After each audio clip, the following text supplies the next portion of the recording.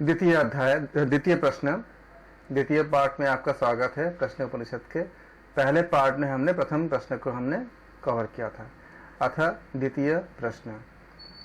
इसके बाद महर्षि पिपलाद से विदर्भवासी भार्गव ने, यह नाम याद रखनी है, इसी जगह से नाम अलग करके एग्जाम में आ सकते हैं। इसके बाद उनसे मतलब महर्षि पिपलाद से विदर्भवासी भार्गव ने, कौन थे? भृगु के पुत्र थे। भृगु के पुत्र मतलब पापा का नाम क्या था? भृगु था। भृगु के पुत्र, हाँ, भृगु के पुत्र क्योंकि ये नाम वगैरह पूछ सकते हैं कि कौन किसके पिता थे, कौन किसके पुत्र थे। तो भृगु के पुत्र भार्गव, उन्होंने पूछा, हे भगवान, मतलब महर्षि पिपलाद से पूछा था।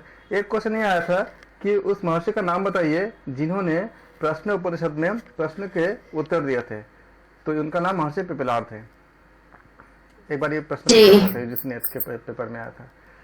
तो विदर्भवासी भार्गव ने भृगु के पुत्र जो थे उन्होंने पूछे, हे भगवान, मुख्य रूप से कितनी इंद्रिया प्राणियों के शरीर को टिकाए रखती है? कितना महत्वपूर्ण प्रश्न है।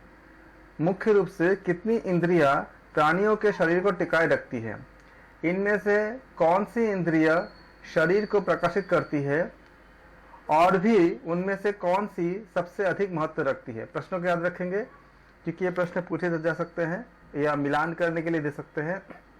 कि इसके बाद उनसे महर्षि पिपलाद से विदर्भवासी भार्गव ने जो भृगु के पुत्र ने मतलब थे, भृगु के पुत्र ने पूछे, हे भगवान, मुख्य रूप से कितनी इंद्रियां प्राणियों के शरीरों को टिकाए रखती है? उनमें से कौन सी इंद्रिया शरीर को प्रकाशित करती है और भी उनमें से कौन सी सबसे अधिक महत्व रखती है? इस प्रश्न के उत्तर में महर्षि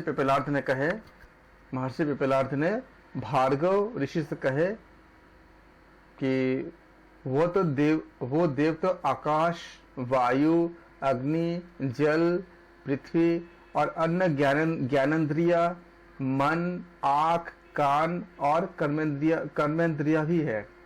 मन, आँख, कान और अन्य कर्मेंद्रिया भी है। वे सभी इंद्रियां एक बार अपनी अपनी शक्तियों को प्रकाशित करके गर्वपूर्वक कहने लगी, हम ही इस शरीर को शक्ति देकर धारण कर रहे हैं, इसके अर्थात हम ही इसके आश्रयदाता हैं।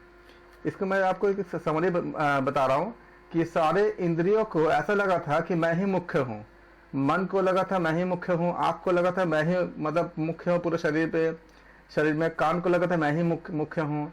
तो ये सब ने अपने अपने खुद में एक मतलब अहंकार करने लगे कि मतलब मुझसे ही सब कुछ प्रकाशित हो रही है, मुझसे ही सब कुछ चल रही है।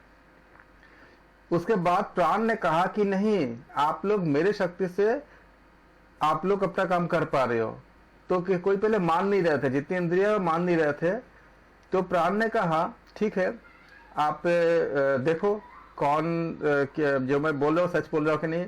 ये कहकर प्राण शरीर से निकलने लगा और जैसे ही प्राण निकलने लगा, सारे इंद्रियां अपने आप ही जो है वो अपने कार्य विहीन हो गए। मतलब धीरे धीरे वो भी मतलब उनका भी मतलब कार्य करने की क्षमता समाप्त होने लगी। तो फिर सारे इंद्रियों को समझ में आया कि नहीं, मन ही श्रेष्ठ है, और फिर वो मन की स्तुति प्राण ही श्रेष्ठ है, और फिर वो प्राण की स्तुति करने लगे। ये बात इसमें बताई गई है।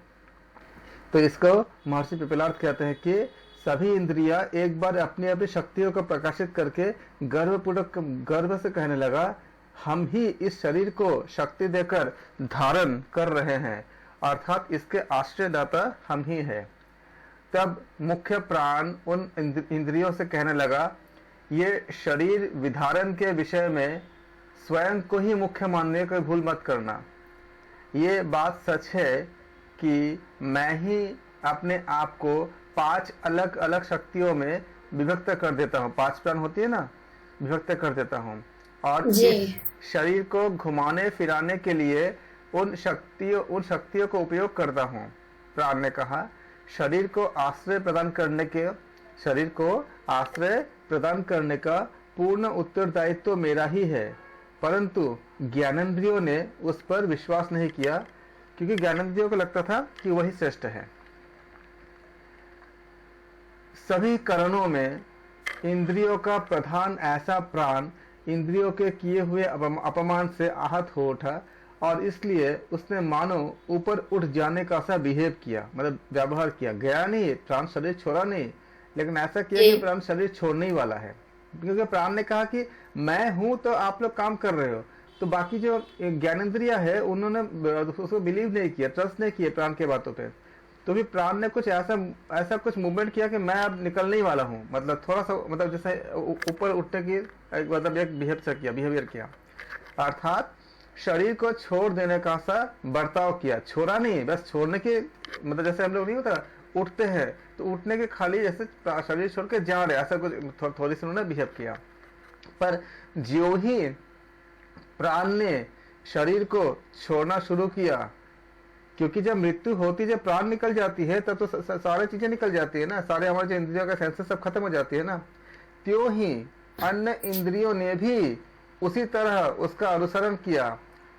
और जब ये थोड़ा सा मतलब ऐसे पोस्चर लेकर के फिर से प्राण वापस आ गया, और जब वह फिर से जाकर अपने अपने स्थान पर स्थिर हुआ, मतलब प्राण अपने स्थान पर स्थिर हुआ, तो अन्य इंद्रियों ने भी ऐसा ही किया।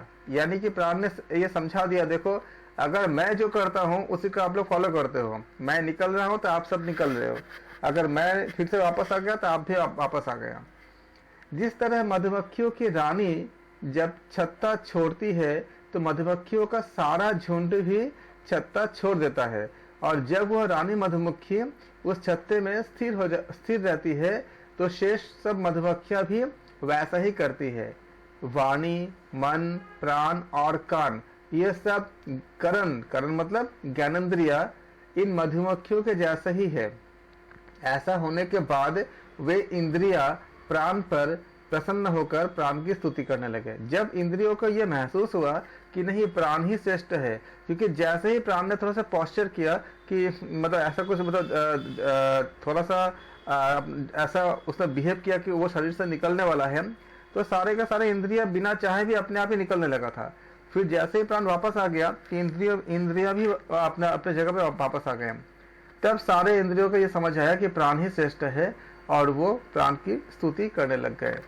ये प्राण अग्नि रूप है जो हमें उष्णता देता है, यह प्राण सूर्य भी है और यही वर्षा देता है। इंद्र के रूप में यही प्राण सबकी देखभाल करता है, वही पृथ्वी है, वही रई चंद्र है। आप यहाँ देखो प्राण के जो अलग अलग जो अवस्था है इसकी बताई गई है। जो प्रश्न उपनिषद के अनुसार प्राण क्या है, ये प्राण अग्नि रूप है जो हमें उष्णता देता है। प्राण क्या है, अग्नि रूप है, किसके अकॉर्डिंग, प्रश्न उपनिषद के अनुसार। ये प्राण क्या है, सूर्य भी है। प्रश्न आया था कई जगह पे, अलग अलग जगह पे, क्योंकि प्रश्न यूजीसी नेट भी है, वाईसीबी भी है, बहुत जगह पे आती है। प्राण क्या है, प्राण सूर्य भी है। किसमें बताया गया, प्रश्न उपनिषद में बताया गया है। ये प्राण सूर्य भी है और यही वर्षा देता है। वर्षा कौन देता है, प्राण ही वर्षा देता है। किसके अकॉर्डिंग, प्रश्न उपनिषद के अकॉर्डिंग। एग्जैक्टली। इंद्र के रूप में यही प्राण सबकी देखभाल करता है। प्राण इक्वल टू क्या, प्राण इंद्र भी है।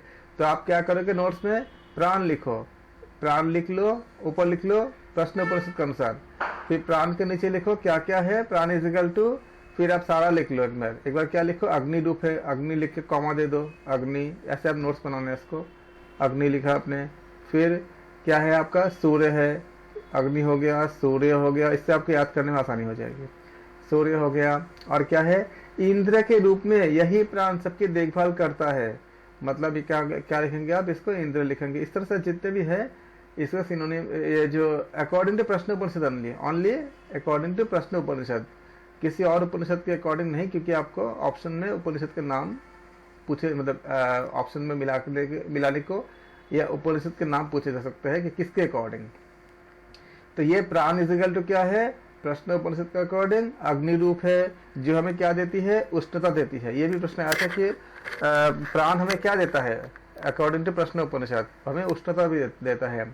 प्राण सूर्य भी है और ये वर्षा भी देता है। तो क्या क्या देता है, हीट यानी उष्णता देता है। और देखो शरीर जब हमारे गर्म होती है तभी हम जिंदा रहते हैं, जब हमारा जब डेथ होती है तो हमारे शरीर ठंडे हो जाते हैं।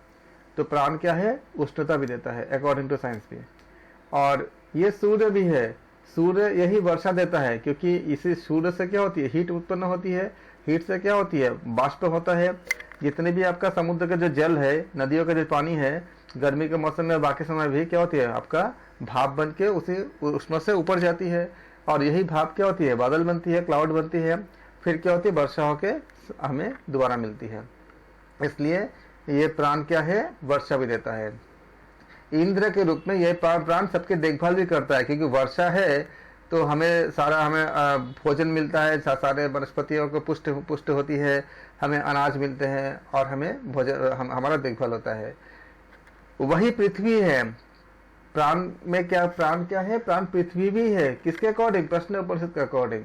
तो सूर्य, इंद्र, पृथ्वी, अग्नि, ये सारे क्या है, प्राण के नाम है। किसके अकॉर्डिंग, प्रश्न उपनिषद के अकॉर्डिंग। और चंद्र भी है, वह रई, रई मतलब चंद्र भी है। एक बार प्रश्न में आया था कि रई का अर्थ क्या है, रई के 4 ऑप्शन दिए था। रई के मतलब चंद्र। तो वही सर्वत्र उपस्थित है, हर जगह पे उपस्थित है। वह सबको प्रकाशित करता है। सार यह है कि वह स्थूल अर्थात कार्य रूप में भी है और सूक्ष्म अर्थात कारण रूप में भी है। अर्थात कार्य और कारण रूप में कौन है, प्राण ही है। ये प्राण शाश्वत है अकॉर्डिंग टू प्रश्न उपनिषद के द्वितीय प्रश्न के अनुसार, या द्वितीय प्रश्न कहेंगे, सेकंड क्वेश्चन नहीं है, तो सेकंड प्रश्न के अनुसार प्राण के इतने सारे बताए गए हैं। इसमें से एक क्वेश्चन बनना फिक्स है, इसलिए इतने ज्यादा हमने इसको एम्फेसाइज किया कि इसमें से एक क्वेश्चन आने ही आने होते हैं जी। रथ के पहियों की धुरी पर जिस तरह आरे जरे हुए होते हैं, ठीक उसी तरह प्राण इस विश्व का सब कुछ जरा हुआ रहता है। इस विश्व का सब कुछ जरा हुआ रहता है। ऋग्वेद, यजुर्वेद, सामवेद, यह वेदत्रय। तो वेदत्रय क्या होती है, 3 वेद है। 3 वेद में क्या क्या होती है, ऋग्वेद, यजुर्वेद, सामवेद। इसमें अथर्ववेद नहीं है, इसको याद रखना है, क्योंकि एग्जाम में कई बार पूछेगा कि वेदत्रय के बारे में। तो 3 वेद जो होती है, ऋग्वेद, यजुर्वेद और सामवेद, इनको मिला के कहेंगे वेदत्रय। त्रय मतलब 3। तो ऋग्वेद, यजुर्वेद, सामवेद और यह वेदत्रय और यज्ञ के विधि विधान तथा क्षत्रिय एवं ब्राह्मण भी इस पर आधारित होते हैं।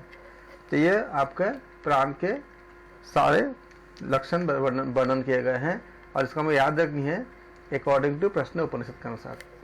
प्राण की स्तुति करती हुई इंद्रिया कहती है, आप मतलब प्राण ही तो प्रजापति मतलब प्राणियों के स्वामी के रूप में माता के गर्भ में संचार करते हैं। माता के गर्भ में क्या आते हैं, प्राण ही आते हैं, तभी एक बच्चे को डेवलपमेंट होती है।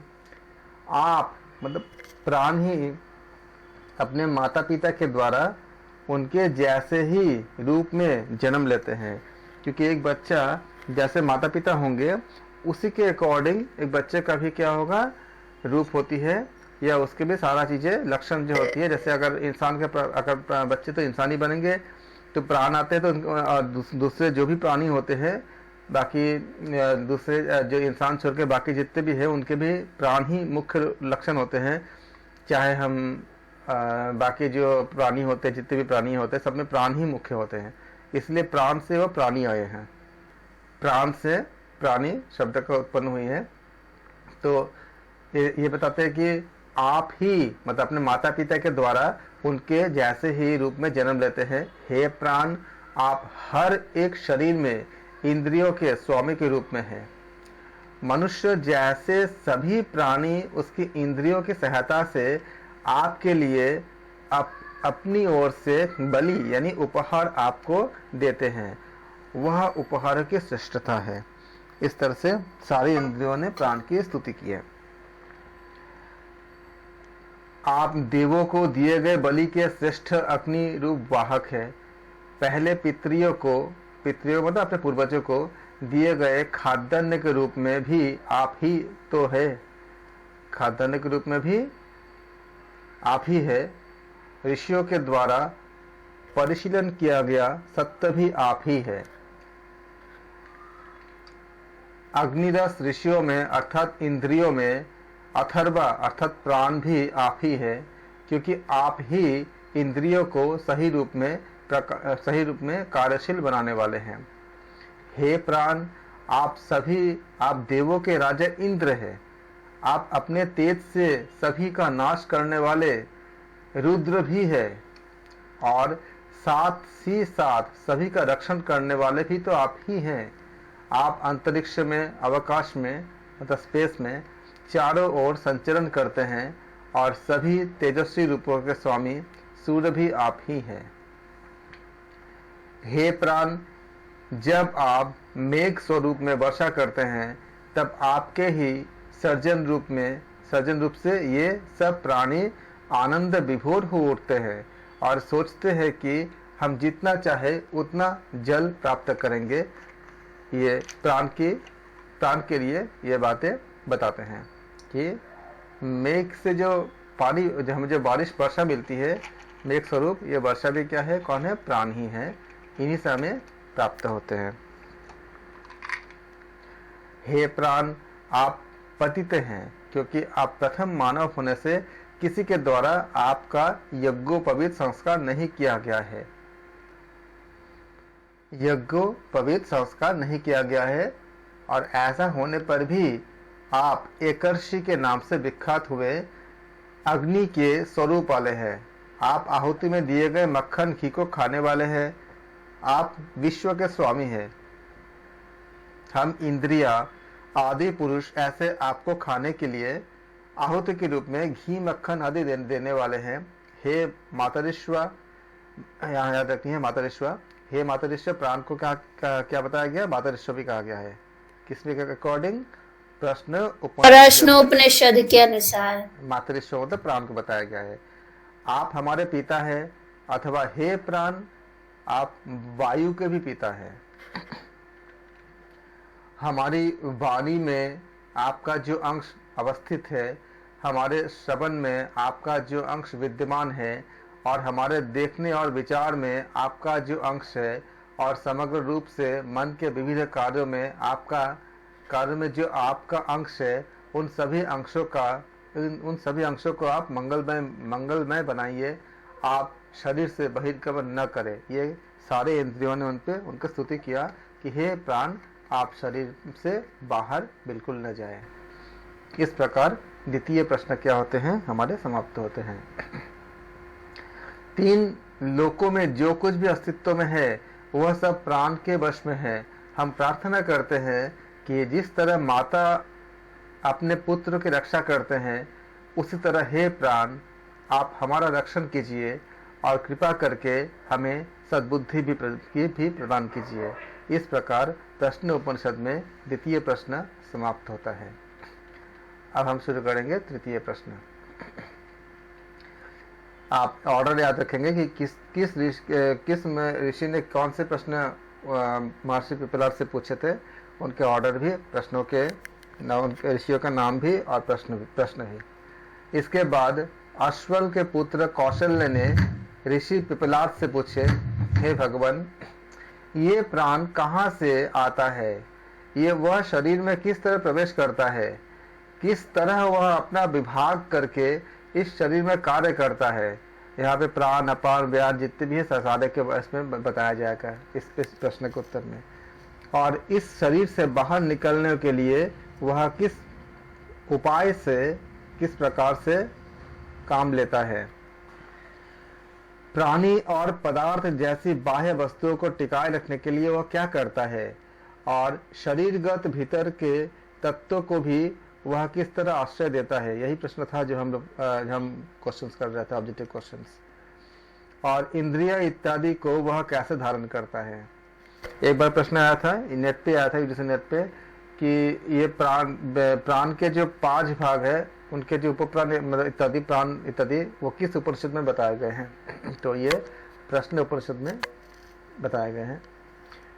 ऋषि पिपलाद मेरे मन में यही प्रश्न उठ रहा था कि ये वाकई में प्राण क्या चीज है, ये कहाँ से आया है?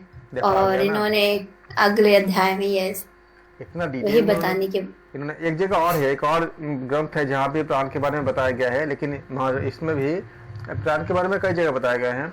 और ये प्रश्न उपनिषद में तृतीय प्रश्न में याद रखना, 3rd क्वेश्चन है, जहाँ प्राण के बारे में इतना विस्तार से बताया गया है कि प्राण के बारे में वो कैसे आता है शरीर के अंदर। कितने वैज्ञानिक प्रश्न है जो जिसका उत्तर आज के विज्ञान ढूंढ रहा है। ऋषि पिपलाद ने कौशल्य से कहा है कि तुम्हारा प्रश्न बड़ा ही कठिन है, फिर भी तुम ब्रह्म में बड़ी निष्ठा रखते हो, इसलिए मैं तुम्हारे प्रश्न का उत्तर दूंगा, क्योंकि बहुत गूढ़ प्रश्न था ये प्राण के बारे में। अब हाँ जी। उत्तर देते हैं, यह प्राण आत्मा से उत्पन्न होता है। तो प्रश्न उपनिषद के अनुसार प्राण कहाँ से उत्पन्न होती है? आत्मा से उत्पन्न होती है। याद रखने की एकदम पूरा इसको नोट करने की चीज है कि प्राण कहाँ से उत्पन्न होती है? आत्मा से उत्पन्न होती है। भगवत गीता आत्मा से, गीता में भी कहा गया कि आत्मा के बारे में तो ये इंद्रियों से श्रेष्ठ कौन है, मन से श्रेष्ठ कौन है, और अंत में बताते हैं कि इससे भी श्रेष्ठ तुम्हारा आत्मा है और जो तुम हो। इसलिए अर्जुन जब ये संशय किया था कि मैं क्या कर सकता हूँ, तब उन्होंने इनकरेज किए थे, प्रोत्साहित किए थे भगवान कृष्ण, और बोले थे कि कौन किससे श्रेष्ठ है, और अंत में उन्होंने बताया था कि आत्मा श्रेष्ठ है। या देखो यहाँ भी यही बात बताई गई है कि यह प्राण आत्मा से उत्पन्न होता है। जिस तरह शरीर की अपनी परछाई होती है, उसी तरह प्राण आत्मा में छिपा हुआ ओत प्रोत रहता है, और जब वो इच्छा करता है तब इस स्थूल शरीर में आता है और स्थूल शरीर धारण करता है। यानी प्राण कहाँ हुआ? आत्मा में हुआ। तो जब हम पुनर्जन्म होती है, उसी आत्मा से हमारे प्राण प्राप्त होती है। जिस तरह कोई सम्राट अपने प्रभुत्व में काम करने वालों को तुम अमुक अमुक गांव में जाओ और उनकी देखभाल करो, जैसे गवर्नमेंट नहीं बोलती है कि किसी अफसर को यहाँ जाओ, इस तरह जाओ, ऐसे जाओ, ऐसे जाओ, उसी तरह से जैसे सम्राट क्या बोलते हैं, सारे अपने अधिकारियों को क्या बोलते हैं, आप इस गांव में जाओ, ऐसे ऐसे काम करो, ऐसा कहकर नियुक्त करते हैं। उसी प्रकार यह प्राण भी अपने नीचे काम करने वाले प्राणों को, चक्षुरादि ज्ञानेंद्रियों को उनके अपने अपने कर्तव्यों का पालन करने के लिए नियुक्त करता है। यही प्राण जो है बाकी प्राणों को नियुक्त करता है। मल त्याग करने वाली इंद्रिया और प्रजननेंद्रियों को संभालने के लिए यह प्राण अपान को नियुक्त करता है। तो प्रश्न उपनिषद के अनुसार क्या हुआ? मल त्याग करना और प्रजननेंद्रिय यानी रिप्रोडक्शन के लिए कौन है जिम्मेदार? अपान वायु। अपान वायु है जो कि प्राण ने उनको ड्यूटी दिया है वो चीज। बिल्कुल बिल्कुल, अपान को नियुक्त करता है। और आँख, कान, नाक, मुख को संभालने के लिए स्वयं को नियुक्त करते हैं। यानी प्राण क्या करता है? आँख, देखो प्रश्न उपनिषद के अनुसार आँख, नाक, कान, मुख को लिए कौन? प्राण स्वयं। उसको मतलब उसको वो डिपार्टमेंट प्राण का स्वयं का है, वो विभाग प्राण ने स्वयं रखा है। शरीर के मध्य की देखभाल करने के लिए बीच का भाग कौन देखता है? समान नाम के प्राण को नियुक्त करता है। वह अन्न को रक्त के रूप में परिवर्तित कर देता है। इसी प्राण रूपी जठर स्थित अग्नि से ये 7 इंद्रियां, 2 आंखें, 2 नथुने, 2 कान और जीभ हमको सही ज्ञान कराने वाले 7 ज्वालाओं जैसे होती हैं। एक बात बताता हूँ कि आज तक ऐसा कोई मशीन नहीं बन पाया है जो किसी रोटी को खून में बदल मतलब चेंज करते। हमारे शरीर में हम रोटी खाते हैं, खाना खाते हैं, वो खून में कैसे चेंज होती है, ये एक बहुत बड़ी चुनौती है कि हम आर्टिफिशियली किसी वैज्ञानिक या किसी लैबोरेटरी में ऐसा नहीं कर पाते। तो ये काम कौन करता है? अगर प्रश्न आएगा कि प्रश्न उपनिषद के अनुसार कौन करता है? ये समान वायु करता है। क्या लिखा है? समान वायु। मान वायु समान नाम का प्राण को नियुक्त करता है।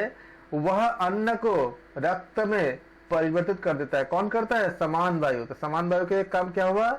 हम जो खाना खाते हैं उसको ब्लड में कौन चेंज करता है? समान वायु चेंज करता है। जबकि पश्चिमी विज्ञान जो जिसको अभी जो विज्ञान है, पश्चिमी जो आपका जो मेडिकल साइंस जो है, उनके पास इस बात का कोई जवाब नहीं है फिलहाल, या वो नहीं कर पाते हैं, बना पाते हैं कि खाने से कोई भी खाना खाते हो आप, चाहे किसी भी तरह खाना खाते हो, उस खाने से कैसे आपके ब्लड में चेंज होती है। हम सब एक तरह का खाना तो नहीं खाते, अलग अलग तरह का खाना खाते हैं, लेकिन उस सब क्या होते हैं? ब्लड में कौन चेंज करता है? अकॉर्डिंग टू प्रश्न उपनिषद कितनी वैज्ञानिक है कि वो वहां पे समान नाम के प्राण जो है उसका ऊपर डिपार्टमेंट है कि ये सारा काम करेंगे। अब आगे के बताते हैं कि हृदय आत्मा का निवास स्थान है। आत्मा कहाँ रहता है? प्रश्न ऊपर के अनुसार हृदय में रहते हैं। इसको याद रखना, एकदम नोट कर लेना इसको। हृदय, जी कठोपनिषद में भी हृदय में था। हाँ, हृदय आत्मा का और निवास। हाँ बोलो। वहाँ पे 101 नाड़ियों की बात कही गई थी। हाँ, इस हृदय में और 101 नाड़ियां है, जी यहाँ भी बताया गया है। तो यहाँ क्या जी बताया गया है? हृदय में बताया गया है। हृदय में कितने? 101 नाड़ियां है। प्रश्न कैसे जी आता है? किन किन उपनिषद के अनुसार आत्मा का स्थान हृदय है? जी ऐसा ही पूछ सकते हैं कि कठोपनिषद और प्रश्नोपनिषद। हाँ, इसको याद रखना, क्योंकि क्वेश्चन घुमा घुमा के पूछ सकते हैं कैसे भी। तो हृदय आत्मा का निवास स्थान है। इस हृदय में 101 नाड़ियां होती है। उन नाड़ियों में प्रत्येक की 100 शाखाएं। देखो यहाँ पे कितना विस्तारित है। वहां खाली 101 ही बताया गया था, अब यहाँ पे क्या बताया जा रहा है? हृदय में 101 नाड़ियां है। कैलकुलेट करो, हृदय में क्या है? 101 नाड़ियां है। 101 नाड़ियां हैं। उन नाड़ियों में उसकी से भी प्रत्येक की 100 शाखा है। मतलब 101 इंटू हर एक के 100 शाखा, 100, मतलब जैसे आपने 100 101 तो है ही, और उन 101 में से हर एक का क्या होगा तुम्हारा? फिर से क्या होगा? 101 101, और सबके लिए मल्टीप्लाई करते जाओ, जितने भी नाड़ियां है हर एक के लिए। तो उन यही बताया कि उन नाड़ियों में प्रत्येक की 100 शाखाएं हैं, और हर एक शाखा की 72 हजार उपशाखाएं हैं। सोच सकती हो इसको? ये बहुत क्रिटिकल है, मतलब शरीर में कितनी नाड़ियां विराजमान है हमें नहीं और पता। है ही, हमारे शरीर में जो इतने सारे जो फंक्शन हो रही है, आप देखो कि ब्लड जो हार्ट के ऊपर जितने भी आपका आर्टरीज वेन गई है वो पतली पतली गई है, क्योंकि वो हर जगह पे उनको ब्लड पहुंचाना होता है। जो नीचे गई है वो, क्योंकि वो कैपिलरी की तरह काम करता है, जो ऊपर की तरफ गई है, और जो नीचे की तरफ गई है वो अंडर ग्रेविटी काम करता है, इसलिए उसका तुम्हारे का मोटा मोटा है, मतलब उसका रेडियस बड़ी है, क्योंकि अंडर ग्रेविटी जाता है। और जब अगेंस्ट ग्रेविटी जाएगा तो कैपिलरी ट्यूब में एक कंसेप्ट होता है, जिससे पेड़ पौधे में पानी नीचे से, मतलब अगेंस्ट ग्रेविटी ऊपर जाती है, उसका रेडियस बहुत कम होना चाहिए। तो उसके लिए फॉर्मूला होता है एक, कि डेल्टा पी इजिकल टू होती है 2 into T by R. T एक सरफेस टेंशन है, आर क्या? रेडियस है। तो रेडियस जितना कम होंगे उतना क्या होगा? प्रेशर ज्यादा होगा, और प्रेशर जब ज्यादा होगा तो खून क्या होगा? ऊपर की तरफ जाएगा। इसलिए जितने भी आपका आर्टरी वेन्स होती है जो हार्ट के ऊपर की तरफ है, उसका रेडियस बहुत छोटी हो जाती है, बहुत पतली पतली हो जाती है, और वो कैपिलरी यानी हमारा जो बाल की तरह हो जाती है, जो आपका आंखों की तरफ जाता है, जो ब्रेन की तरफ जाता है, एकदम पतली पतली होती है। क्योंकि रेडियस अगर आपका कम होगा तो प्रेशर ज्यादा होगा, तो उस प्रेशर से क्या होगा? ब्लड ऊपर चली जाएगी। प्लांट में भी यही चीज होती है, और इसी में बताया गया है। ये सारे को काउंट करोगे, सोचो उन नाड़ियों में प्रत्येक की 100 शाखाएं हैं, और हर एक शाखा की 72 हजार उपशाखाएं हैं। व्यान नाम का प्राण इन नाड़ियों में उनके शाखाओं और उपशाखाओं में भ्रमण करता है।